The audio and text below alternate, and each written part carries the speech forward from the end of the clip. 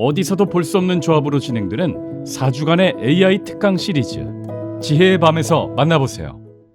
네, 저 막판에 약관 읽어주시는 분 꼭 전 소개 한번 해보고 싶습니다. 오, 어쩜 저렇게 래퍼신가요? 빠르게 정확한 소사포레. 단어들을 해주시는지 하여튼 부럽습니다. 저분께 결코 뒤지지 않을 분이죠. 네. 이 RBK 투자증 박근영 부장님 어서 오십시오. 네, 네. 안녕하세요. 네, 반갑습니다. 네, 사실 뭐 한번 대결해 볼 만하지 않겠습니까? 저는 못합니다. 아유, 우리 부장님 얼마나 또 딕션이 굉장히 좋으세요. 오늘 그 속도로 한번 해볼까요?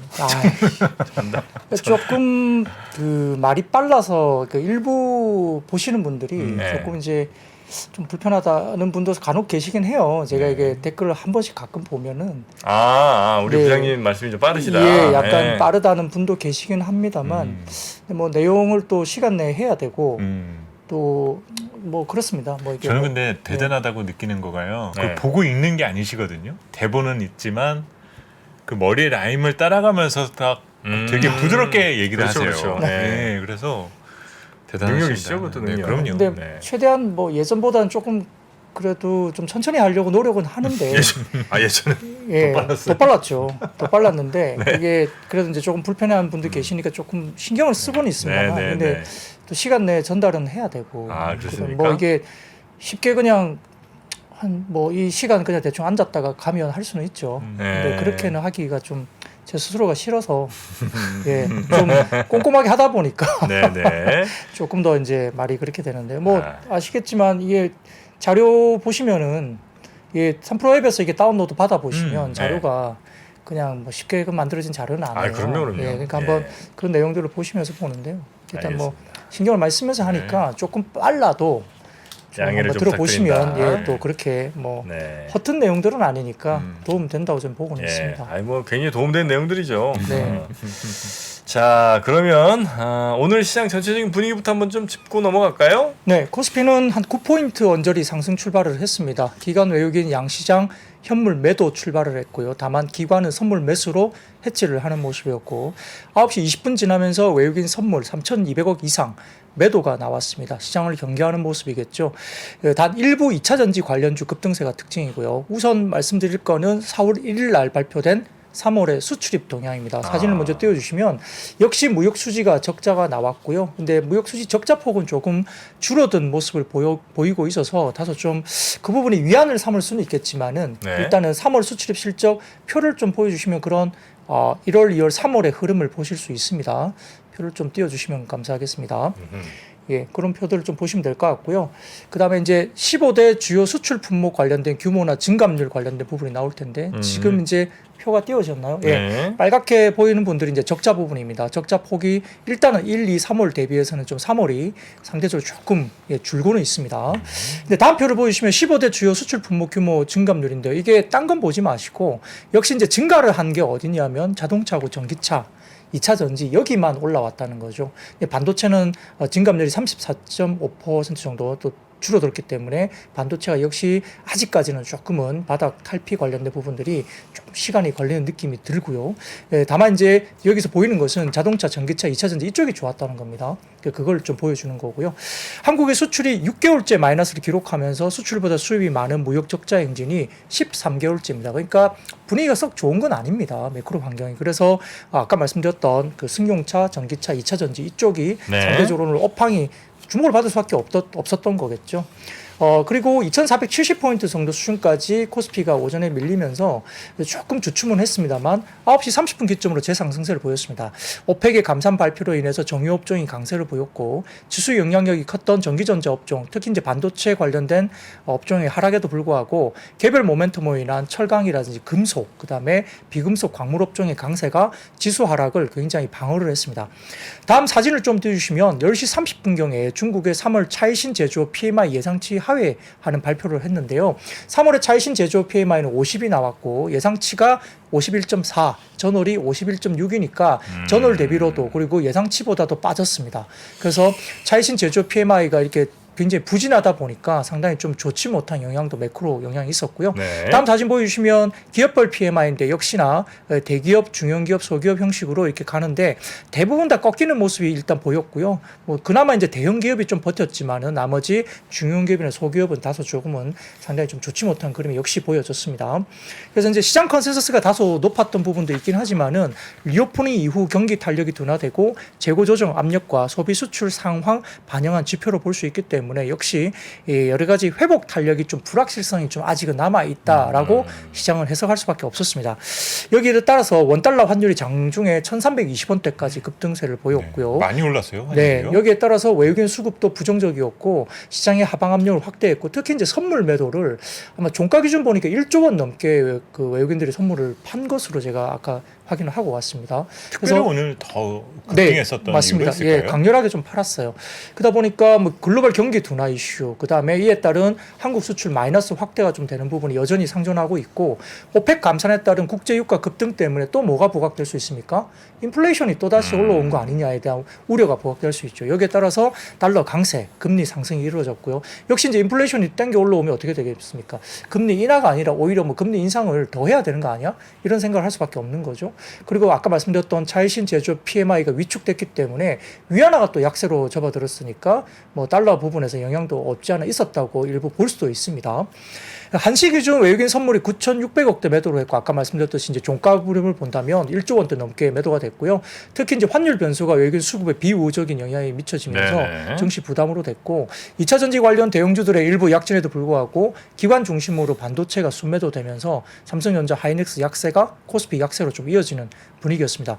외국인들 매도는 주로 이제 철강 화학 업종에 집중됐지만 그래도 전기전자하고 운수 장비는 샀습니다. 코스닥은 화학, 기계, 반도체 매수를 했고요. 기관은 운수 장비, 건설 등 매수, 코스닥에서는 게임과 일부 엔터 주거 매수가 들어왔고요. 비금속 광물이라든지 역시 이제 대부분 2차 전지 관련 쪽입니다. 네네. 철강 금속도 2차 전지 관련 쪽이었고 대부분 이쪽은 강세를 보였고 그다음에 건설업도 의외로 강세를 보였습니다. 그리고 뭐 폐배터리 관련주가 부각되면서 뭐 코스모 화학도 상한가를 갔고요. 그다음에 건설주 가운데서는 4,858억 규모 중남미 인프라 수주 발표한 동부건설이 장중에 22%대까지 급등세를 보이기도 했습니다만 장 막판에는 음봉을 나타내면서 조금 이제 밀렸습니다. 그러니까 빠진 건 아니고요. 상승폭이 축소됐습니다.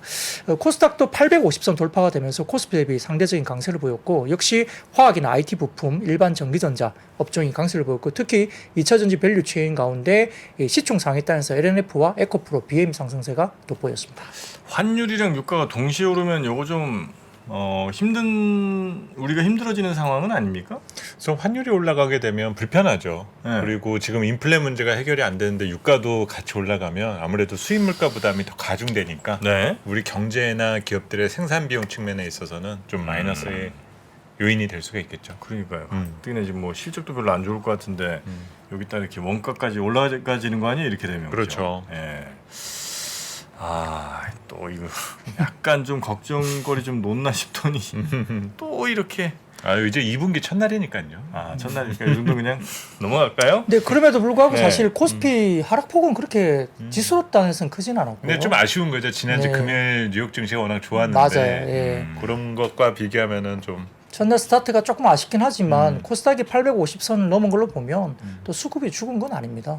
물론 이제 종목이 이제 대형주가 좀 올라가다 보니까 예. 좀 아쉬운 부분이 분명히 있습니다만 잘 찾아야죠. 예. 이제 수익을 낼 수 있는 종목들을. 고 올라간 게 2차 전지죠 또. 그렇습니다. 사실 그렇습니다. 또 그래서 차전지. 맞아요. 그러다 보니까 이제 좀 소외감을 역시 느낄 수 있죠. 왜냐하면 네. 급등 상태에서 없는 이제 고객들 입장에서는 신규로 따라잡기가 부담스럽죠. 뭐 올라가는데 또 따라가기도 그렇고. 근데 가지고 계신 분들은 예를 들어 뭐 오래전에 사신 분들 같은 경우는 뭐 예를 들어 한 달 전이라도 샀으면 지금 엄청난 수익이 나 계실 거잖아요. 그러니까 좀 편안하게 기다리는 거죠. 뭐 하루에 뭐 올라가도 조금 내려도 좀 더 기다려 보자. 뭐 이미 이렇게. 올라놓은 게 많이 있으니까. 그렇죠. 수익률을 좀 어느 정도 확보를 한 고객들은 그럴 수 있는데 없는 고객들은 이제 지금 포모 현상이라 그래야 되나요? 이게 따라가야 될지 막 그런 현상이 생길 수 있는데 그렇다고 가자니 좀 부담스럽고 그럴 수 있습니다. 네. 근데 이제 주말에 이제 그 3월 말일쯤에 이제 IRA 관련된 불확실성 해소하는 이야기가 나왔죠. 첫 번째 사진을 먼저 띄워주시면 미국 그 IRA에 따른 전기차 보조금 조건에 대한 세부 사항이 이제 발표가 됐습니다. 그러다 보니까 이제 이렇게 내용들이 쭉 나와 있기 때문에 이 내용은 표를 한번 참고로 해주시면 될 것 같고요. 내용인즉슨 그렇습니다. 관련해서 지금 그 지국과 관련해서 배터리 부품 기준에 양극판하고 음극판은 포함이 되고 구성 재료인 양극 활물질은 포함되지 않기로 한 것으로 알려졌습니다. 핵심 광물의 경우에는 미국과 FTA 체결하지 않은 국가에서 수입한 재료를 미국과 FTA 맺은 한국에서 가공해도 보조금 지급 대상에 포함된 것으로 전해졌기 때문에 예를 들어서 탄산 리튬을 중국에서 갖고 와가지고 수산화 리튬으로 한국에서 변환시키면 또 가능하다는 이야기로 이제 예를 들면 그렇게 볼 수도 있는 겁니다. 관련해서 이제 미래에셋증권에서는 보고서를 통해서 결국 배터리 소재 생산지 요건이 한국 배터리 밸류체인의 긍정적인 결과로 판단한다라고 이야기를 했고요. SNE 리서치에 따르면은 또한 올해 1, 2월 중국을 제외한 글로벌 중에 중국을 제외한 세계 각국에 판매된 전기차의 탑재된 배터리 용량이 약 36.8기가와트인데 이는 전년 동기 대비 50.1% 증가한 수치고 그 가운데 업체별로는 중국을 제외한 글로벌에서는 LG 에너지 솔루션의 배터리 사용량이 전년 동기 대비 48.9% 증가한 9.3기가와트시로 1위를 유지했습니다. 그러니까 중국을 제외하고 나면 글로벌에서는 LG 에너지 솔루션이 제일 잘한다는 겁니다. 물론 이제 SK온과 삼성 SDI도 각 4위와 5위를 차지한 것으로 보이고 있고요. 다만 이제 CATL이 2위를 차지하면서 다소 조금은 LG 에너지 솔루션을 따라오고는 있지만 뭐 중국 로컬에서 잘하고 있는 부분들이 있기 때문에 네. 일단 글로벌에서는 중국을 제외하면 LG 에너지 솔루션이 1, 2위를 하고 있고 SK온과 삼성 SDI가 4위, 5위 차지하고 있어서 굉장히 분발을 하고 있는 상황입니다. 다음 사진 보여주시면은 그 NCM 양극재, LNF와 뭐 포스코 퓨처엠, 포스코 퓨처엠이 포스코 케미칼이거든요. 네. 사명을 바꿨습니다. 관련된 양극재 관련된 월별 수출 데이터인데요. 이 데이터는 이지스 리서치에서 제가 발췌를 해왔습니다. 3월 수출액이 전년비 103%나 이제 전년비 증가를 한 거고요. 이게 월간 단위로 봐도 막대 그래프로 봤을 때도 상당히 좀 금액 단위로도 계속적으로 올라가고 있는 모습이 있고 노란색 실선을 보시면은 킬로그램당 단가도 올라가고 있죠. 그 양극재 분위기가 상당히 좋은 상황입니다. 네. 그래서 여기에 관련해서 LNF나 포스코 퓨처엠 같은 경우도 긍정적인 환경이 됐다 이렇게 볼 수 있겠고 아까 세부안 관련해서도 뭐 호재로 나타날 수 있는 내용들이 있기 때문에 역시나 그렇습니다. 그래서 이걸 조금 더 자세하게 하나증권에서 뭐 내용 코멘트한 것을 좀 알려드리면 양극재하고 음극재 같은 경우는 결국은 그 당시에는 최초에는 양극재 전체가 북미 현지 생산과 조립이 요구되는 부품 컴포넌트로 부품 분류가 됐기 때문에 양극재 기업들의 투자 부담이 크게 증가했죠. 네. 북미에 가서 뭘 해야 되는 상황으로 되니까 캐파를 거기다가 뭔가를 해야 됩니다. 그러니까 이게 어떻게 되죠? 북미 쪽의 캐파 증설에는 국내에서 하는 것보다 3배 이상 그 비용이 든다라고 알려져 있어서 비용에 대한 부담이 굉장히 많았던 겁니다. 네네. 근데 이런 것들이 좀 해소된 걸로 보이는 상황이고요. 이번 가이던스에서 양극, 음극, 전극만 부품, 컴포넌트로 분류가 되고 활물질 이하 제조 공정은 머티리얼즈 그러니까 구성 재료로 분류됐습니다. 네. 그에 따라서 이제 결국은 미국 OEM들은 양극재 조달 시에는 FTA 체결국이 한국 공장에서 생산한 양극 활물질을 조달해도 보조금 문제 전혀 문제가 없는 걸로 되는 거니까 한국 업체들은 이제 그쪽과 관련된 캐파 북미 쪽으로 직접 가서 캐파를 뭘 해야 되는 부담을 상당히 들어들게 되는 거죠. 그러니까 물량 자체가 느는 거는 이제 차치하고라도 이 비용에 대한 캐파에 대한 부담이 상당히 줄어들면서 어떻게 보면 어닝이 좋아질 수 있는 네. 환경도 된다고 볼 수 있는 겁니다. 그래서 이제 미국의 양극재 신생 기업인 미트라캠이라든지 리사이클링 기업인 레드우드 같은 회사들이 해당 방안이 한국 양극재 기업에게 지나친 혜택을 주는 것이 아니냐 이렇게 반대를 했던 상황인데요. 현실적으로 미국 정부는 미국의 전기차 시장 육성을 위해서 사실은 뭐 양극재 탑티어가 글로벌 탑티어가 한국 업체들이잖아요. 네. 그러다 보니까 한국 업체들에 대한 효율적이고 협업을 하는 방향으로 선택을 한 게 아니냐 이렇게 분석이 된 겁니다. 그래 따라서 이제 여러 가지 양극재 기업들이 투자 부담 완화에 따른 기업 가치 증대가 예상되는 상황으로 하나증권에서 이야기를 했고, 그다음 메탈 가공 같은 경우는 constituent materials, 이게 구성 재료라고 불리는데 미국과 FTA 체결국에서 조달해야 한다고 앞서 언급한 건 있는데 여기서 말하는 조달은 미국과 FTA 체결국에서 채굴과 가공 단계의 부가가치 50% 이상 창출해야 된다는 겁니다. 그래서 부가가치 50% 이상을 해당 지역에서 발생시킨 머티리얼즈의 비율이 2023년부터 40% 넘어야 되고 27년도 초부터는 80% 초과해야 되니까 사실 어떻게 보면 한국에서 뭔가를 부가가치를 일으켜야 된다는 거죠. 중국 업체에서 한국 업체가 넘어와서 부가가치 50% 이상 창출하고 향후에는 더 많은 부가가치를 한국에서 뭔가를 해야 된다는 겁니다. 그래서 이 중국이나 남미 국가를 포함한 메탈 강국으로부터 원재료 조달을 열어두되 전구체나 수산화 리튬 가공 등의 주요 공정을 FTA 체결국에서 진행하라는 것 같습니다. 그래서 LG화학 같은 경우도 현재 중국의 틴츠 리튬 지분을 갖고 있고 LLF 역시 중국의 시노 리튬과 협업력을 시작했는데 중국에서 1차 가공 후에 한국에서 부가가치 50% 이상 창출하는 비즈니스 모델이 확대될 수 있으니까 결국은 기업가치 증대에도 긍정적이다. 라고 평가할 수 있는 거죠. 그리고 전해액과 분리막 같은 경우는 사실은 현지에서 조달할 것을 요구하게 될 것으로 보이고 이거는 부품으로 분류가 됐습니다. 네. 그러다 보니까 이제 현저하게 양극재 대비 적었던 전해액과 분리막 관련 기업들의 미국 진출이 투자가 앞으로는 본격화될 가능성이 상당히 높고요. 이게 스팟 가격으로 하기는 좀 어려우니까 아마 미국과 바인딩 계약, 장기 바인딩 계약으로 상당히 갈 가능성이 높다고 이제 평가를 한 겁니다. 배터리셀 같은 경우는 아직은 뭐 AMPC 관련된 조항이 이번 가이던스에서 언급되지 않았기 때문에 아직은 변수가 좀 있는 상태고요. 그래서 전반적으로는 아마 국내 소재 업체들에게 상당히 좀 긍정적인 효과가 있다고 보고, 그다음에 아까 말씀드렸던 캐파 관련된 비용 절감 측면에서 상당히 큰 비용 절감이 가능하다고 보는 것 같습니다. 다음 사진 보여주시면은 거기다가 이제 테슬라 쪽에 딜리버리 관련인데요. 23년 1분기 시장 컨센서스가 아마 42만 1000대 정도 딜리버리가 예상됐는데 42만 2800대 정도가 딜리버리가 되면서 시장 컨센보다 많은 테슬라의 1분기 딜리버리가 있었다. 그러니까 잘 팔았다는 겁니다.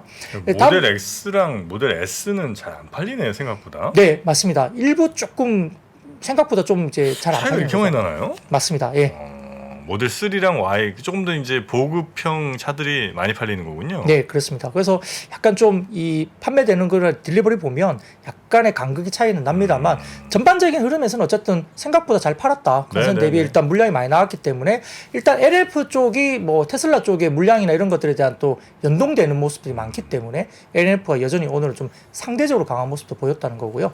다음 사진 보여주시면 테슬라의 딜리버리 관련된 그 다음에 뭐 연 단위, 그 다음에 쿼터 단위로 보이는데 어떻게 보시면 이게 연두색인가요? 연두색 제일 그 막대 그래프 연두색 쪽이 그 아마 이게 1분기 겁니다. 네. 퍼스트 쿼터. 예. 퍼스트 쿼터거든요. 그러니까 각 해마다 1분기 쿼터를 비교해 봤는데 상당히 괜찮습니다. 올라온 모습도 많이 괜찮고요. 팔았다는 거네요. 네. 1분기도 굉장히 매년 1분기마다 성장을 해왔다는 거고요. 상당히 성장성은 아직은 있다는 거고, 그 다음에 이 약간 오렌지색 보이는 게 2분기, 그 다음에 빨간색이 3분기, 파란색이 4분기일 것 같은데, 향후에 이제 2, 3, 4분기를 봐야 되겠죠. 올해 같은 경우는. 뭐 항상 4분기가 제일 많았었던 것 같은데. 많이 뭐 이렇게 밀어내기를 했다는 절대량으로는 그러네요. 네, 네. 그런 것 같습니다. 그래서 일단은 1분기도 상당히 양호한 성장을 보였다. 이렇게 볼 수는 있습니다. 그리고 이제 여기에 더불어서 장비주들도 상당히 좋았습니다. 오늘 뭐 PNT라든지 그다음에 CIS라든지 그다음에 하나기술 이런 종목들도 좋았는데 이 장비 수주에 대한 기대감이 있다라고 보이는데요. 이 미래에셋증권 그 관련된 자료를 한번 띄워주시면 미래에셋증권에서 배터리 장비 수주와 관련된 2월에서 3월 정도 이제 장비 공급 계약과 관련된 부분입니다. 그래서 이게 보시면 종목별로 이렇게 장비 관련된 부분에 공급 계약이 있죠. 장비 공급 계약 시작일과 종료일이 있고 금액이 있고 고객사가 어딘지 이렇게 나눠져 있고 사이트가 어딘지 뭐 제품이 어떤 건지 쭉 장비 업체별로 나와 있습니다. 그래서 2월과 3월 배터리 장비 공급 계약 체결한 걸 보면은 국내 장비사들이 해외 수주 선전이 되고 있고 아마 GM3 장비 발주도 시작되는 거 추정이 되고 있기 때문에 아마 2분기에는 장비 발주가 더 많이 있을 거다 보는 것 같습니다. LG에너지솔루션의 GM3 미시건 자체 물량 발주가 있을 거고 GM3는 뭐예요, 근데? 아마 그게 뭐 공장 관련된 부분인 것 같아요. 예. 네, 알겠습니다. 그 SK온도 아마 서산 라인 발주라든지 2차 관련된 발주가 또 있을 걸로 보이고요. 삼성 SDI도 슬란티스 관련된 부분에서 그 JV 관련된 조인트 벤처 초기 발주 물량이 있을 거다 이렇게 보여서 전반적으로 2차 전지 장비 업종들이 상당히 좀 또 주목을 받는 상황입니다. 그래서 최근에 절대 그 수주 금액으로 본다면 PNT가 역시나 이제 절대 금액으로서는 1등이거든요. 그래서 PNT도 좀 주목을 받았고 CIS라든지 하나기술 이런 종목들도 오늘 장비 업체 중에서는 좀 좋았다 볼 수도 있습니다. 네. 자, 이렇게 2차 전지 또 2차 전지 장비 업체들 오늘 또 괜찮은, 항상 요즘 2차 전지 아니면 뭐 할 얘기가 별로 없는 그런 시장인 것 같아서 좀 씁쓸합니다만, 2차 전지 참 갖고 계신 분들은 행복하겠습니다. 그럼요. 네. 자, 다음 섹터는 어디로 가봅니까? 역시 뭐 광물도 여전히 좋았습니다. 아까 말씀드렸던 광물. 뭐 배터리 업체가 리튬, 니켈, 만간, 흑연, 코발트 이런 핵심 광물이 결국은 미국이 FTA 체결하지 않은 국가에서 수입해도 한국에서 가공해서 50% 이상 부가가치를 창출하면 세액공제를 받는다. 이렇게 되고 있기 때문에 이제 상당히 좀 그런 부분들이 있는데요. 역시 이제 미국 재무부는 세액공제를 받으려면 그 전기차에 들어가는 배터리 부품은 24년도부터 그리고 핵심 광물은 25년도부터 외국 우려 단체에서 조달해서는 안 된다라고 못 박았는데 여기서 말하는 외국 우려 단체는 뭐 중국과의 갈등 관계를 감안했을 때 정확하게 명기는 안 했지만은 대부분 중국 기업들이 될 가능성이 있지 않느냐 이렇게 시장은 볼 수밖에 없는 상황입니다. 여기에 따라서 이제 해외 의존도가 높던 소재 분야도 공급망 내재화도 강화할 수밖에 없고 국내 투자도 더욱더 활성화될 수밖에 없기 때문에 뭐 관련된 핵심 광물 관련된 부분에서 중요성이 부각되면서 관련 테마로 좀 움직였다 볼 수 있는데요. 역시 이제 뭐 코스모 화학이라든지 EV 첨단 소재, 하이드로 리튬 등등 이렇게 관련된 뭐 리튬, 니켈 관련된 테마주가 올랐고요. 더군다나 이제 하이드로 리튬과 어반 리튬은 관계사 리튬 플러스의 친환경 수산화 리튬 제조 기술이 그 NET 이게 산업통상자원부의 신기술 인증이 예정되어 있다 이렇게 이야기가 나오면서 다소 좀 부각이 됐다 볼 수 있습니다. 네. 자, 그리고 요즘 이제 2차 전지에 이어서 최근에 계속 말이 좀 많이 나오고 있는 반도체. 네. 이쪽도 괜찮았습니까? 오늘은 좀 좋죠. 오늘은 좀 안 네, 좋았죠. 그랬어요? 안 좋았습니다. 그래서 사실 중국 정부가 이제 그러니까 미국이 화웨이를 좀 제재했듯이 중국이 이제 마이크론을 이제 붙잡고 늘어진 겁니다. 사실은 마이크론 규제 보도가 나오면서 국내 반도체 업체에 어떤 영향을 미칠 것인가 말들이 많았는데요. 사실은 그 중국의 인터넷 정보 판공실에서 그 마이크론 제품에 대한 안전 조사를 진행하고 마이크론의 22년 중국 매출이 약 4조 원 정도인데 글로벌 매출 중에 마이크론이 중국으로 하는 매출이 11% 정도 비중입니다.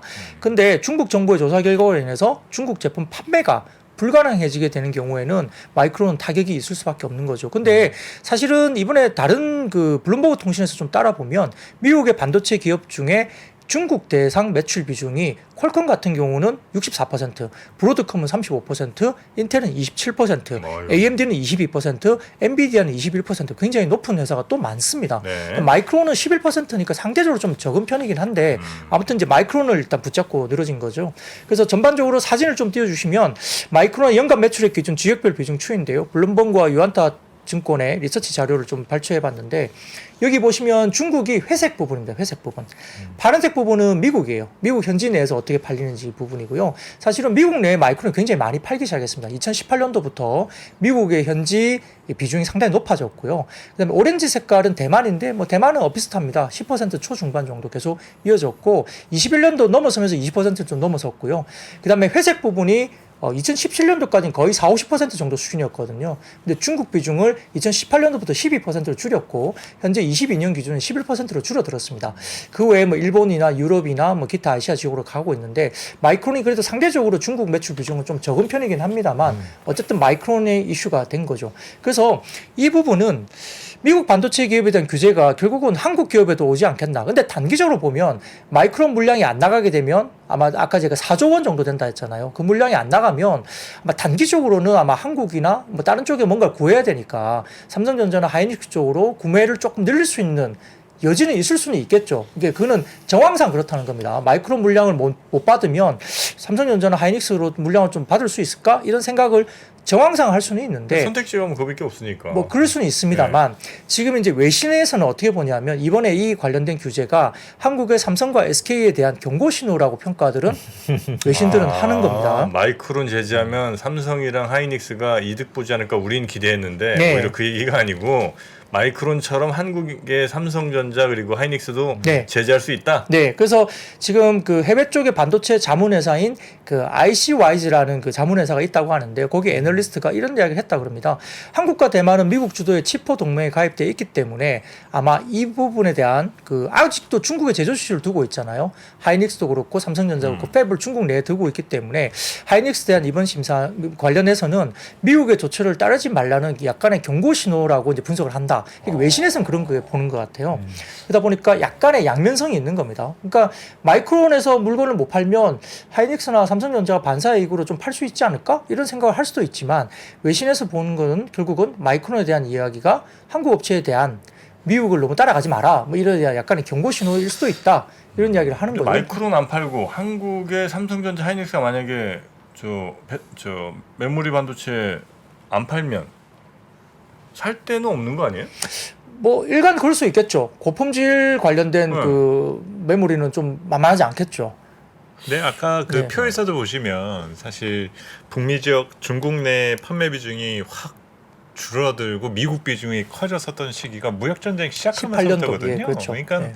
마이크론에 대한 제재는 이미 진행되었었던 내용으로 볼 수가 있죠. 그래서 뭐 지금 상황이 이제 새롭게 우리가 다룰 만한 내용은 아닌데 중국의 이 메시지는 뭐 최근에 반도체법이라든지 이 내용에 대해서 우리는 불편함을 느끼고 있다 정도에 대한 메시지로 이제 한번 얘기를 한 거겠죠. 네. 네네. 그 우리 기업들도 뭐 가만히 계속 손가락 빨고 있지는 않을 거 아닙니까? 이런 중국의 움직임. 근데 이제 굉장히 어려운 국면은 맞습니다. 왜냐하면 네. 삼성전자, 하이닉스의 수출 가운데 중국이 40%예요.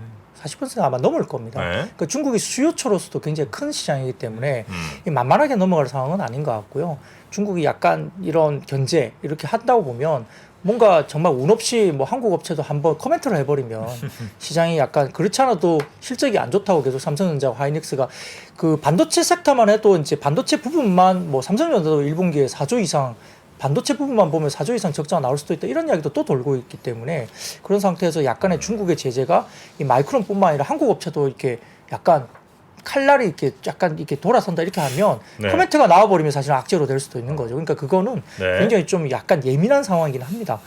다만 이제 조금 우리가 오늘 이제 그렇다고 해서 뭐 삼성전자, 하이닉스가 엄청나게 급락을 한 것은 아닙니다. 약간 부정적인 이슈가 된다고 이제 평가를 한 부분이긴 하지만 그렇습니다만 다음 사진을 보여주시면 조금 위안을 삼을 수 있을까요? 이게 미래세증권에서 나온 자료인데요. 첫 번째 자료는 3월 반도체 수출액입니다. 메모리 수출액인데요. 어떻게 보이십니까? 이게 이 막대 그래프 중에 회색 선은 초반 10일간, 그리고 가운데 약간 옅은 오렌지색은 중반의 10일간, 그리고 제일 마지막 짙은 오렌지 색깔은 그 후반의 10일간이거든요. 매출 관련해서 수출 금액이. 근데 전체 막대로도 보더라도 최근에 한 3개월 정도는 이제 확실히 이제 수출 금액이 늘어나고 있는 게 보이시죠? 많이 안 좋았다가 고개를 들기 시작한 게 보이고요. 3월 달에 수출 금액이 다소 좀 많이 보이고 특히 이제 후반 10일, 3월 달에 후반 10일간에 좀 많이 나갔습니다. 이게 이제 분기 효과도 있을 수 있어요. 분기 말에 좀 집중적으로 나간 효과도 있을 수 있는데 아무튼 월간 단위로 봤을 때는 어떤 굉장히 안 좋았다가 고개를 두세 달 정도 이렇게 들은 모습이 메모리 수출 금액에서 보인다는 겁니다. 그래서 이제 이런 부분도 상당히 좀 괜찮은 그래도 약간의 위안을 삼을 수 있는 부분이고요.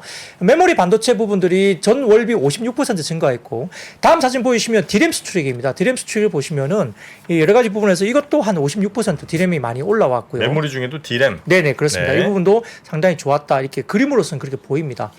근데 제일 마지막 그 미래에셋 차트 보시면 메모리 수출액 중에 자 다음 거 보여주세요. 예, 이거 보면 이건 뭐냐면 이 막대 그래프 중에 회색하고 오렌지 색깔로 보이는 색깔 보이시는데 회색은 메모리 중에 중국 쪽으로 나가는 거고요. 그 다음에 오렌지 색깔은 메모리 중에 중국 외지역으로 나간 겁니다. 자 어떻게 보이세요? 회색 부분이 중국 쪽으로 많이 나가죠. 중국이 더 많은데요? 예. 그러니까 이게 되게 예민할 수밖에 없어요. 중국으로 수출을 많이 했다는 겁니다. 그래서 중국과 관련된 관계에서 이 메모리 관련된 수출액이 중국 비중이 상당히 높기 때문에 좀 우리가 상당히 좀 예민한 상황에서 어떻게 이렇게 포지션을 잡아야 되나 상당히 좀 머리 아픈 국면으로 갈 수도 있는 부분이 분명히 맞는 거죠. 그래서 전반적인 어떤 수출 금액이 는 건 많은데 이 중국 비중이 상당히 높다는 점은 좀 부담스러운 뭐 환경으로 볼 수도 있는 겁니다. 네. 다음 사진 보시면 신영증권에서 나온 이제 메모리 관련된 반도체 수출액과 증감률인데 이게 한눈에 보이시더라도 엄청나게 빠졌다가 바닥권에서 이렇게 살짝 고개를 드는 턴을 하는 모습들을 보여준 지표들이거든요. 네네네. 이건 그냥 이렇게 분위기를 좀 보여드리기 위해서 최근의 흐름을 한번 보여준 차트라서 한번 가져와 봤으니까 한번 다음에 다시 한번 이걸 보시면 될 것 같습니다. 자 그리고 비철금속 쪽 오늘 갖고 오셨군요. 네, 언론에 따르면은 경기 척도로 불리는 뭐 구리 가격이 올해 들어 상승하고 있는 걸로 계속 알려지고 있는데, 근데 이제 경기에도 척도가 되지만 사실은 전기차 충전 시장이라든지 이런 쪽과 관련해서도 구리 수요가 엄청나게 늘어난다고 보입니다. 그래서 일부 외신에서는 아마 구리 수요가 전기차 충전기 수요 때문에 굉장히 많이 늘 거다 계속 이야기 나오고 있는 상황이고요. 아까 말씀드렸던 전기차 신재생 에너지 시장에서도 구리 사용이 많아질 거다 기대감이 있습니다. 물론 경기의 척도로 몰리기도 하지만 전기차 수요나 전기 충전기 수요 때문에 더 그렇다 볼 수 있습니다. 구리 가격이 최대 톤당 12,000달러까지 오를 것으로 전망세가 나오고 있는 상황이고요. 구리개발협회 관계자도 전기차에 쓰이는 구리 수요가 2027년까지 170만 톤으로 증가할 것이다. 굉장히 많이 수요가 있을 거로 보는 것 같습니다. 근데 구리에 대한 수요는 계속 늘고는 있지만 이 공급과 재고가 그만큼 뒷받침 주고 못하고 있다는 걸로 알려지고 있고요. 지난 30일 기준 런던 금속거래소 관련된 구리 재고량이 69,525톤으로 알려지고 있는데 1년 전에는 91,400톤입니다. 그러니까 지금 6만 톤 후반 정도밖에 안 되니까 7만 톤 언더로 내려가 있기 때문에 이 관련된 구리 재고량이 엄청나게 떨어져 있는 거죠. 그래서 공급 불안정이 계속되고 있는 상황인데 아까 말씀드렸던 전기차 섹터에서 구리 수요가 굉장히 많아지니까 네. 구리 가격이 좀 더 올라갈 수 있는 부분. 그리고 주로 남아메리카 인근에서 구리가 나오는데 남미 국가들이 대부분 다 정치적인 불확실성이 있기 때문에 생산에 대한 어떤 부분들이 만만하지 않다. 이런 부분에서 구리 관련들이 좀 주목을 받으면서 비철금속 테마도 상승세를 보였다 볼 수 있습니다. 이 회사들은 한 번도 못 들어본 회사들이 많네요. 제가 이구산업, 뭐 대창, 국일신동, 서원. 저도 잘 모르겠습니다. 예. 근데 큰 종목 가운데서는 풍산 이런 종목들이 네네. 다소 풍산은 눈에 워낙 띄죠. 뭐 예. 유명하니까요. 그런 종목들이 눈에 동파이프. 들어옵니다. 예. 자, 그리고 한화 관련해서 좀 소식이 있었나요? 네, 이제 조선업종에 영향을 미쳤다 볼 수 있는데요. 결국 이제 지난 3월 31일 한화의 대우조선 기업 결합 승인 소식이 있었습니다. 그러다 보니까 이제 조선주들이 약간 주목을 받았는데요. 당초 EU 집행위가 이달 18일 심사 결과를 발표하는 것으로 알려졌지만은 예정보다 좀 빠르게 결합 승인을 내렸고요.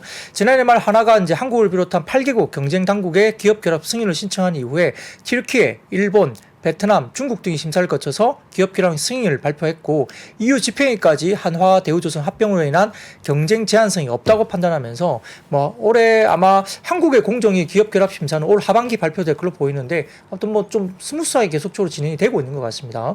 그래서 이런 부분도 좀 두각이 됐고요. 삼성중공업이 개별단으로 이슈가 있었는데 아시아 태평양 지역 선주와 6,745억 규모의 LNG선 두 척 수주 계약을 체결했다 발표했고요.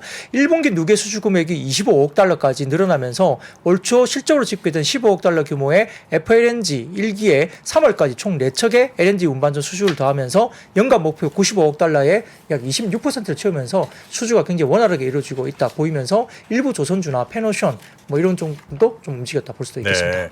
질문을 좀 들어와서 그러는데 하이닉스가 2조 원대 교환 사채를 발행했습니까? 네. 이게 좀 뭐 증권가에서 조금 뭐 회자가 좀 되고 있는 것 같은데 네.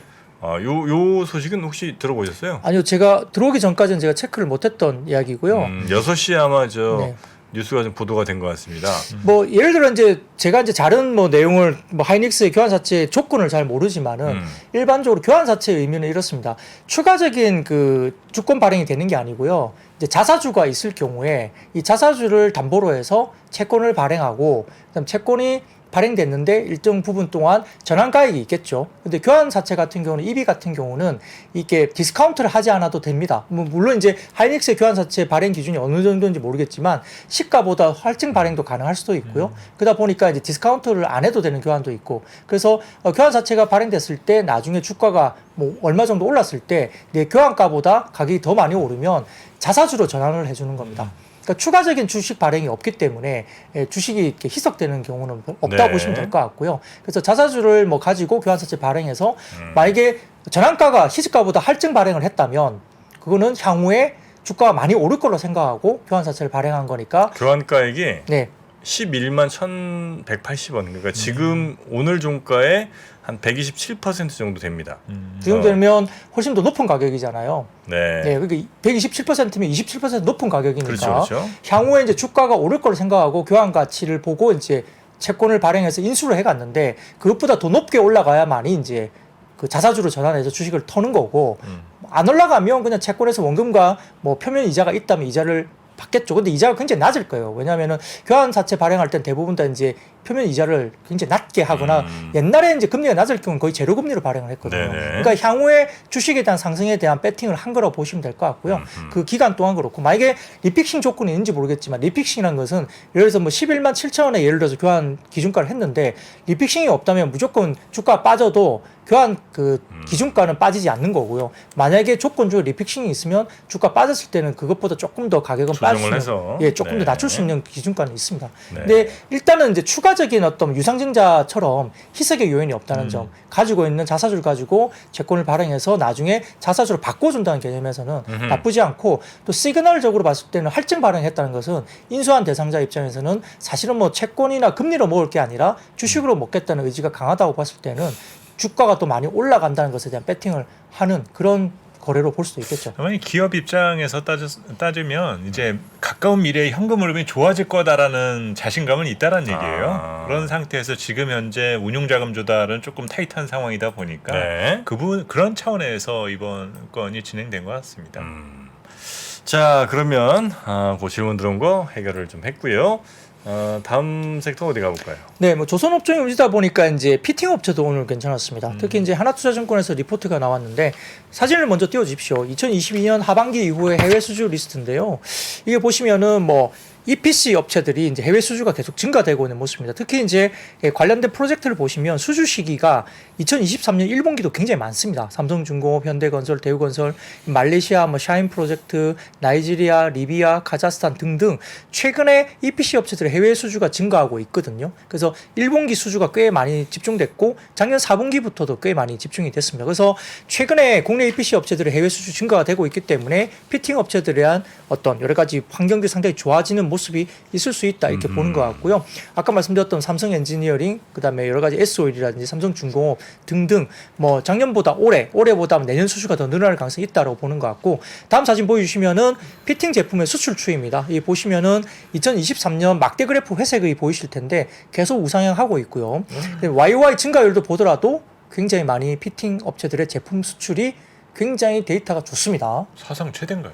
우상향 계속 걸어가고 있죠. 그러다 보니까 과거 2016년도 굉장히 호황이었고요. 그 뒤로 굉장히 좀 안 좋았었는데 23년도 접어들면서 지금 뭐 전반적인 제품 수출 추이도 수출 금액도 괜찮고요. 그 다음에 YOY 증감률도 상당히 우상향을 그려준다는 점에서는 피팅 업체가 좀 주목을 받는 것 같고, 네. 더군다나 하반기로 가면 수주가 늘면 여러 가지 뭐 원화 약세가 또 이루어지거나 만약에 운송 관련된 비용이 또 최근에 조금 안정화되고 있죠. 그래서 이제 순연금 구조로 또 환경도 좀 좋아지고 있어서 환경들은 되게 좀 이제 긍정적인 환경으로 좀 가는 것이 아닌가 이렇게 추정할 수 있겠습니다. 네.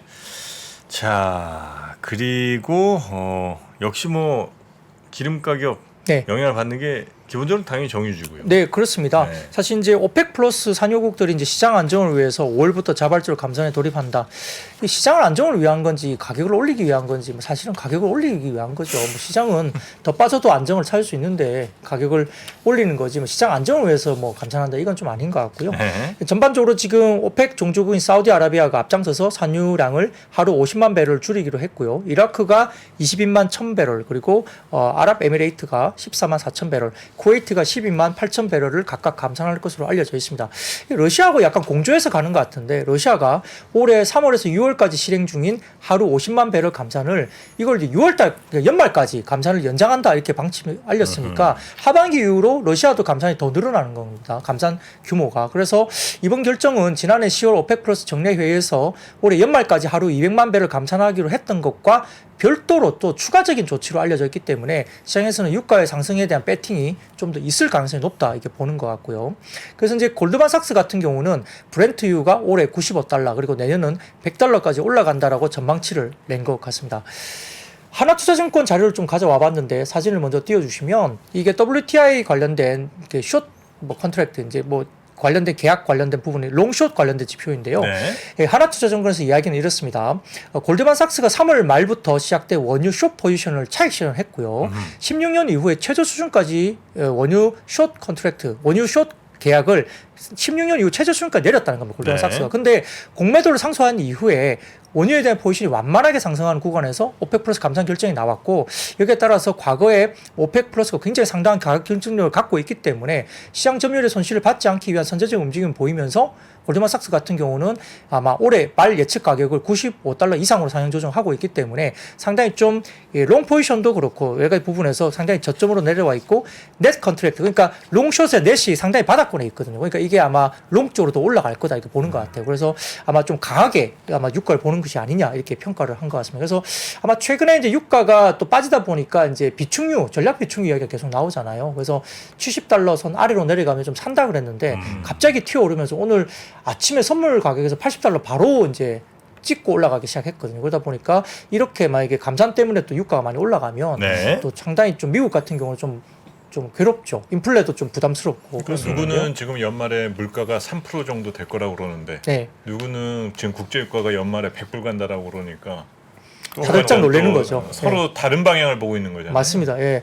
근데 일부에서는 이런 말도 있습니다. 그 약간 미국이 베네수엘라를 또 약간 믿고 있는 거 아니냐? 베네수엘라를 믿는다고요? 베네수엘라가 이제 매장량으로서는 글로벌 1위일 거예요. 네. 근데 이제 쉐브론이나 이런 쪽에서 이제 투자를 했고 그쪽에서 이제 원유를 빼내다가 못하게 막았다가 이걸 이제 좀 풀어주면 베네수엘라 쪽에서 원유 생산량을 늘릴 수 있다 이렇게 보는 것 같고 그러면 유가 상승에 대한 좀 억제를 할 수도 있지 않나 이런 뭐 이야기도 좀 있는 것 같습니다 시장에서.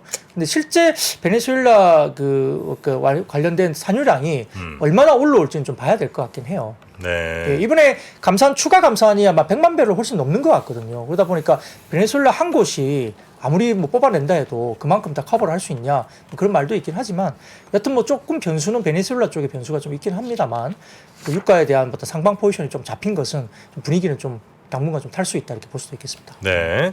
근데 뭐 베네수엘라 같은 경우도 근데 정부가 그렇게 친미국적인 성향은 아마 아닌 것 같은데 과연 미국의 요구나 미국의 필요를 잘 충족시켜 줄 수 있을지는 그건 또 한번 정치적으로도 한번 잘 살펴봐야 되겠네요. 근데 이제 베네수엘라 기름이 굉장히 뭐랄까 찐득찐득한 네, 기름이죠. 맞아요. 예, 그래서 뭐 별로 도움 안 된다 그런 말도 있고요. 네. 아까 말씀드렸듯이 베네수엘라가 또 만약에 증산을 한다 해도 이번에 감산량 대비해서는 턱없이 좀 부족할 가능성이 있기 때문에 네. 유가에 대한 부분들은 다소 좀 튀어오를 가능성도 좀 염두에 두고 있죠. 근데 사실 이게 유가의 문제가 아니라 인플레 문제 때문에 더 괴로운 겁니다.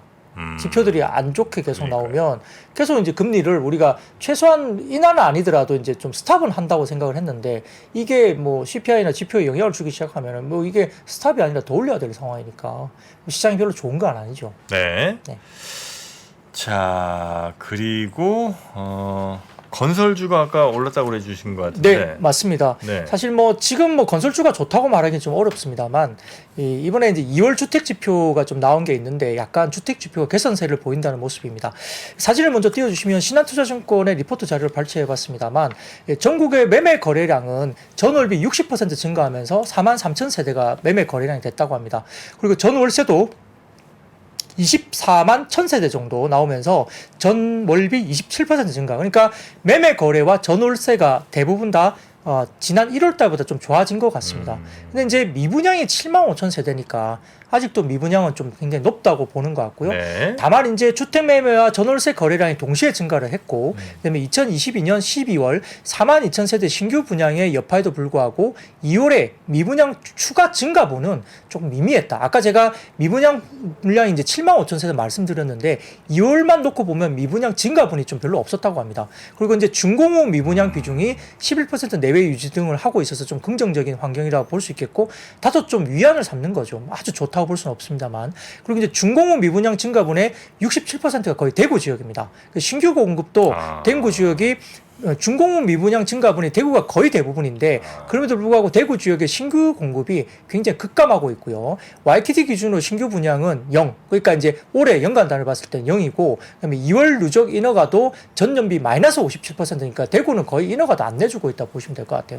그러다 보니까 점차 미분양도 아주 좋은 상황은 분명히 아닙니다만 아주 극단적으로 안 좋은 쪽은 좀 지나가는 거 아니냐 이런 이야기를 하는 것 같아요. 그래서 아마 아까 좀 보여드렸던 전국 주택 매매 거래량이고 다음 사진 보여주시면 아마 전국 주택 전월세 거래량이거든요. 그것도 보시면 아마 빨갛게 좀 올라오면서 어쨌든 조금 나아지는 부분이 분명히 보인다는 거예요. 지난달보다는 조금 낫다. 네네, 2월달에 조금 나아집니다. 그래서 이제 신한투자증권에서는 일단 바닥이 조금 가까워지는 업황인데 시간이 좀 걸리긴 하겠지만은 소외됐던 주택업체에 좀 관심을 가질 뭐 필요가 있다 이렇게 코멘트를 했습니다. 근데 사실은 건설주 손이 잘 안 나가죠. 안 나가고요.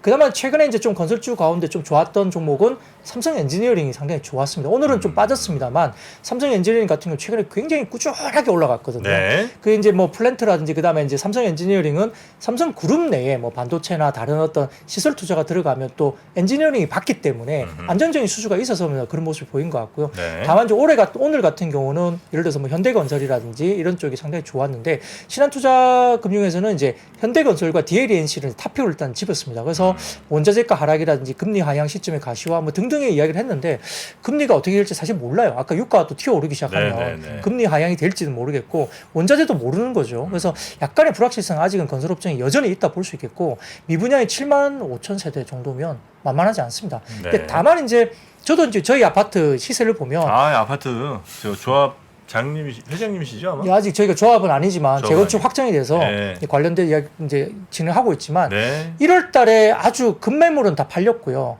2월 달, 3월 달 접어들면서 급매 가격보다 몇 천만 원씩 뛰어 올랐어요. 실제 거래가. 어느 쪽에 계시죠? 용인 수지입니다. 용인 수지 쪽. 네. 최초 재개발 아파트 단지가 될 네네. 겁니다. 그래서 이제 그런 부분들이 시장에서 주목을 받기 시작하는데 아무튼 가격이 일단 급매가 1월 달에 소화가 되고 2월, 3월 접어들면서 급매 가격보다는 몇 천만 원 튀어오른 가격으로 실제 거래가 또 됐다는 점에서는 네. 다소 좀 거래가 조금 풀리긴 했지만 그렇다고 해서 뭐 주택시장 관련된 부분에서 뭐 이렇게 좋아진다라고 말하기에는 네. 아직은 좀 근거가 좀 부족하다는 부분도 있는 것 같습니다. 요거는 이제 우리 부장님께서 또 회장님으로 계시기 때문에 그 부분은 이제 바이어스가 좀 있을 수 있다. 그거는 약간 우리가 감안하고 들어야 되지 네, 않겠습니까? 근데 이제 뭐 부동산 시장 전문가들이 지난 하반기에 많이 언급했었던 것들 네. 있잖아요. 뭐 미분양이 줄어드는지 아니면 거래가 회복되는지 요 신호들이 조금씩 보이다 보니까 네. 지금이 조금은 이제 의견이 엇갈릴 때인 것 같아요. 지금 네, 그래서 아마 이제 뭐 가까운 시일에 또 이렇게 부동산 시장에서 최근에 변화되는 흐름들 한번 네. 체크해볼 만한 때인 것도 같습니다. 알겠습니다. 용인 삼성 요쪽에 부동산이 삼성 때문에 용인의 부동산이 지금 호황 아니냐 이제 이런 얘기 해주시는 아마 기흥구나 뭐 그 뒤에 동탄 이쪽은 새로 이제 반도체 클러스터 때문에 그럴 수는 있겠죠. 근데 저는 용인 수지 쪽인데요. 뭐 예, 최초 재건축 단지니까 뭐 서울과 접근성 25분 지하철 직통 뭐 그러니까 나쁘지 단지가 않죠. 아주 좋군요. 예, 그리고 이제 용인 플랫폼 시트 들어오고 예. 괜찮습니다. 굉장히 왜곡이 좀 있을 수 있다는 거. 네. 입장이 매우 다릅니다. 네, 근데 이제 확실히 지금 뭐 이렇게 시공비라든지 굉장히 높아 있어요. 우리 보면 인건비가 안 빠지고. 건축비도 뭐 엄청 비싸죠? 예, 인건비가 안 빠져서 그렇고요. 원자재 가격은 꽤 좀 빠졌지만 인건비가 안 빠진답니다. 인건비는 근데 한번 올라갔는데 이게 굉장히 안 빠지잖아요 원래. 네, 그렇기도 하고요. 네. 과거에 이제 모 건설사 이제 약간의 그 이슈가 좀 있었잖아요. 이렇게 약간 그 넘어진 그런 네네네네. 이슈가 좀 있어서 네. 이제 공기를 제대로 지키고 그다음에 또 이렇게 뭐 과도하게 뭐 밤 늦게까지 일을 못하게 하고 뭐 그렇죠. 약간 그런 게 있어요. 그러다 보니까 이제 시간 되면 이제 딱 끝내고 가야 되고 또 공기를 뭐 예를 들어서 뭐 시멘트가 말라야 되는 시간이 필요하면 그 시간을 다 지켜야 되고 뭐 이런 게 있다 보니까 네. 공기가 되게 늘어나는 거죠. 그러니까 이제 인건비에 대한 비중들이 높아진다고들 하더라고요. 네, 효율적으로 잘 짓는 건 뭐 필요하긴 합니다만 어쨌든 그 안전을 지키는 건 그럼요. 그게 더 네, 중요하긴 중요하죠. 합니다. 예. 그럼요. 네. 자, 건설업 이야기 좀 잠깐 나눠봤고요. 다음 섹터는요? 네, 지금 뭐 방산주도 뭐 일부 이제 뉴스 플로우에 따라서 이제 움직였는데요.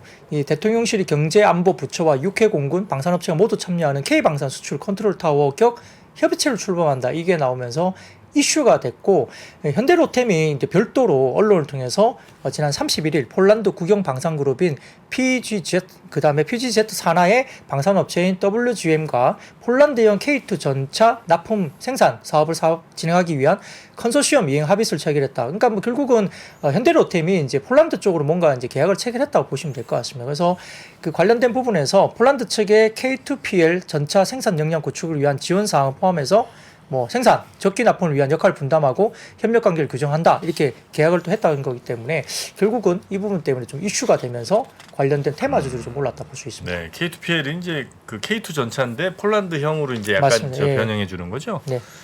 우리 방산 한참 한 2달 전인가? 그때쯤에 방산 막 엄청 여기저기 수주 계약 소식이 좀 있었던 것 같긴 한데 폴란드로는 하여튼 꾸준히 뭐가 좀 계속 터지긴 하네요. 자, 그리고 스마트폰 부품주? 네. 시장 조사업체 카운터 포인트 리서치에 따르면 지난해 국내 스마트폰 시장 판매량이 전년 대비 6% 감소했다. 그건 네. 당연한 것 같습니다. 뭐 경기도 안 좋아하고 코로나도 있었고 여러 가지 부분에서 그랬는데요. 삼성전자 스마트폰 판매량이 2% 감소했고 애플 판매량은 0.4% 감소. 근데 이제 기타 브랜드 스마트폰 판매량이 전년 대비 71% 급감. 이게 대체로 어디겠습니까? 좀 싼 거들이 좀 안 팔렸군요. LG겠죠, LG. 아? LG 아닐까요? LG? 예. 아마 이제 그 2021년 4월 LG전자 모바일 국내 사업 스마트폰 철수. 시장. 그렇죠, 맞습니다. 네, 예. 그러네요. 네. 예, 그래서 결국은 LG전자 스마트폰 판매분이 아마 이제 기타 브랜드 스마트폰 판매량이 71% 급감. 이거는 이제 2021년 팔았던 LG전자 스마트폰이 22년에는 안 팔렸으니까 당연히 철수했으니까 아마 그 부분이 된 거 아닌가 싶어요. 근데도 불구하고 삼성전자나 애플의 판매량이 늘질 않고 빠졌죠. 야, 엄청 빠진 거네요, 그러면. 네, 그렇죠. 이제 그러니까 이게 스마트폰 시장이 이제 뭐 아까 말씀드렸던 뭐 삼성전자는 2% 감소, 애플 판매량은 0.4% 줄었으니까. 아니면 LG가 차지했던 포션이 너무 작았나? 뭐 그렇기도 하죠. 포지션이 크지는 않았습니다만, 근데 그만큼 뭔가 커버를 하면 다른 쪽에서는 예. 뭔가 올라와야 되는데 그렇다고 해서 우리나라에서 뭐 중국 폰이 팔리는 것도 아니고요. 그러니까 삼성전자나 애플 폰이 좀 팔려야 되는데 네. 양쪽 다 빠진 거죠. 그러니까 이제 좀 빠진 건 맞고요. 사실 뭐 네. 경기도 좀 안 좋았고 코로나 때문에도 그랬고 그렇습니다. 근데 문제는 이제 이런 부품주도 그렇긴 하지만 이제 디스플레이 쪽이 최근에 좋았지 않습니까? 근데 이제 LG 디스플레이가 그 지난 2019년 공시했던 10.5세대 OLED 투자 3조 원에 대해서 당초 23년 3월 31일까지 투자를 종료하기로 예정했었는데 공시사항으로. 근데 이번에 코로나 발생이나 거시경제 환경 불확실성 때문에 계획했던 투자를 예정대로 집행하기 어렵다. 그래서 네. 투자 종료일을 28년 3월 31일로 늦췄습니다. 그 거의 한 5년 정도 정정 공시를 한 거거든요. 그 공시사항을 사진을 좀 띄워주시면 나옵니다. LG 디스플레이의 정정 전이 투자 기간 종료일이 2023년 3월 31일이었는데 정정 후는 28년 3월 31일로 엄청나게 뒤로 밀린 거죠. 그래서 이제 여기에 대해서 이제 FS 리서치 쪽에서 코멘트를 냈는데 해당 투자는 10.5세대 라인인데 대형 TV를 대응하는 설비로 보이고 과거 삼성이 LG한테 OLED 패널 매수한다는 것도 약간 지지부진한 것 같고 더구나 이제 삼성도 QD OLED 수율이 최근에 한 90% 가까이 올라온 거 아니냐 이렇게 시장에서 이야기 돌면서 삼성 디스플레이 OLED 패널로 OLED TV까지 출시를 하고 있고 그러다 보니까 작년에 삼성 입장에서는 30만 대 팔았는데 올해 130만 대 판매한다 목표가 굉장히 강하게 드라이브를 걸고 있기 때문에 LG 입장에서는 뭐 추가적인 캐파가 좀 약간 여유분도 남고 있고 그렇기 때문에 굳이 투자를 공격적으로 계획대로 마무리할 필요가 없는 상태로 보인다 이렇게 이야기를 한 것 같습니다. 그래서 여기에 관련해 가지고 하나증권에서 결국은 디스플레이 체인에 대한 기대감이 최근에 주가가 굉장히 많이 끌어올린 적도 있는데요. 주가 많이 올랐거든요. OLED 관련해서. 근데 약간 기대감이 좀 아쉬운 것 같다 이렇게 이야기를 한 것 같고요. 여기에 따라서 아마 상반기까지는 OLED 관련된 종목들이 다소 실적은 상반기까지는 좀 약간 안 좋을 것 같다. 네. 부진할 가능성이 높기 때문에 조금 먼저 오른 주가들은 좀 쉬어갈 가능성이 있다고 코멘트를 했습니다. 네. LG는 디스플레이 쪽은 좀 힘들고 대신 이제 화학, 엔솔 요런 거랑 전장, 전장, 네. 전장 쪽 괜찮고. LG 전자 뭐 이쪽은 아. 전장 이쪽은. 예. 전장 사업부 쪽은 또 좀 비전이 괜찮고. 네. 또 이노텍도 상반기 조금 부진하지만 하반기는 좀 좋아질 수도 있고요. 그러니까 그럴 것 우리가 앞으로 10년, 20년 후에 어떻게 될지 정말 모르는 거예요. 그죠? 10년, 20년 전에는 LG전자 막 무슨 100세까지 이런 게 엄청 잘 됐을 거 아닙니까? 네. 휴대폰이랑 그죠? 그렇죠. 예. 그때는 뭐 화학 이런 친구들은 오히려 조금 기죽었을 텐데. 예. 근데 저 좀 덧붙이자면 예. 그 다음 사진 좀 띄워주시겠어요? 그 메리츠 증권의 자료인데요. MLCC입니다. MLCC? 예, 같이 보시면 막대 그래프는 수출 금액인데 수출 금액이 늘고 있고요. 성장률도 늘고 있죠. 중량 기준 MLCC 수출 단가 추이도 늘고 있습니다. 그래서 3월에 MLCC 수출이 전년 동월 대비 16.4% 증가하고 있고 12월부터 4개월 연속 YY 성장세가 이루어지고 있기 때문에 네. 절대 금액으로도 2021년 8월 이후에 가장 좋은 상황으로 보이기 때문에 3월에 Q와 P가 동시에 상승하면서 MLCC 분위기는 좋아지는 것 같아요. 그러니까 오늘 IT 부품들이 별로 안 좋았는데 삼성전기는 플러스 코너로 계속 돌았습니다. 그러니까 MLCC 쪽은 조금 저희가 한번 공부를 해볼 필요가 있다 네. 볼 수 있겠습니다. 한 섹터만 더 볼까요? 예, 뭐 딴 건 없고요. 종목을 한번 보죠. 네. 넥슨 게임즈입니다. 사진을 좀 게임즈? 띄워주십시오. 네. 블루 아카이브라는 게임인데요. 중국에서 이제 판호 발급이 됐거든요. 그래서 이제 그 사전 예약을 지난주 금요일부터인가 받았습니다. 지난주 금요일에도 제가 주가가 좀 많이 올라서 그때 당시에 블루 아카이브 중국 쪽에 사전 예약 순위가 4위 정도 올라왔었어요. 근데 오늘 블루 아카이브 사전 예약 순위가 1위까지 올라왔습니다. 중국 시장에서. 그 넥슨 게임즈의 블루 아카이브 게임인데요. 그러니까 이제 이게 사전 예약 순위 1위가 올라오다 보니까 중국의 탑탑 관련된 사전 예약 순위인데 이게 1위로 올라오다 보니까 오늘 이제 넥슨 게임즈가 오늘도 좋았다. 그러니까 금요일 급등하고 오늘도 좋았는데 그러니까 이제 단기적으로 좀 많이 올랐어요. 근데 이제 이런 이슈가 있으면서 넥슨 게임즈가 올라왔고요. 역시 이제 MMORPG보다 약간 그 RPG 관련된 약간 뭐랄까 서브컬처 관련 쪽이라든지 네. 약간의 수집형 다른 쪽의 어떤 부분들이 좀 좋아지는 부분들이 이게 중국 쪽에서 성공할 수 있는 게임들, 예를 들어서 뭐 데브 시스터즈, 넥슨 게임즈 이런 종목들과 관련된 이슈들이 계속 이야기가 좀 나오고 있다. 근데 넥슨 게임즈는 일단 금요일과 오늘 좀 이틀 동안 많이 올랐다. 근데 그 이유는 이런 것들 때문이다 말씀드리겠습니다. 네. 어떤 게임을 좋아하는지 그 아이콘들을 보니까 감이 좀 오네요. 예, 이런 게임들을 미소녀 게임 뭐 이런 것들이죠. 좋아하는군요. 중국. 네. 자, 오늘 우리 박근영 부장님과 함께 증시 쭉 한번 짚어봤고요. 제가 이제 요거 끝나고 한 7시 40분쯤부터 퇴근해서 네. 가는데 저녁을 좀 먹어야 되는데 뭘 먹으면 좋을지 추천 좀 하나 해주고 가세요. 뭐 어떤 생각나는 게 별로 없으세요? 와, 떡상하는 그날까지 뭐 또 우리 떡 먹어야 됩니까? 백년 앞이냐? 아니, 그냥 진짜 저녁. 진짜 정말 저녁. 배가 고파서요. 네. 혼자 고기 먹긴 좀 그렇죠? 그렇죠. 아, 옛날에 잘했는데. 그냥 개인적으로 정말 순수하게 여쭈는 네. 거죠. 네. 그러면 여기 그 IFC몰 지하에 가시면은 네. 그 이게 비빔밥이 있어요. 비빔밥. 네. 비빔밥. 알겠습니다. 혹시 여러분도 추천해 주실 거 있으면 부탁드리겠습니다. 대략 그 라인은 여의도에서 이제 대방동 쪽으로 갑니다. 네. 대방동이요? 집이 대방동 쪽이라. 아, 그러세요? 네네네. 여러분도 추천 좀 부탁드리겠습니다. 마감 세일 이런 거 좋잖아요. 아, 백화점 마감 세일 네. 김밥. 네, 뭐 아, 근데 김밥이 너무 비싸요. 초밥 이런 거. 아니 마감 세일이라니까요.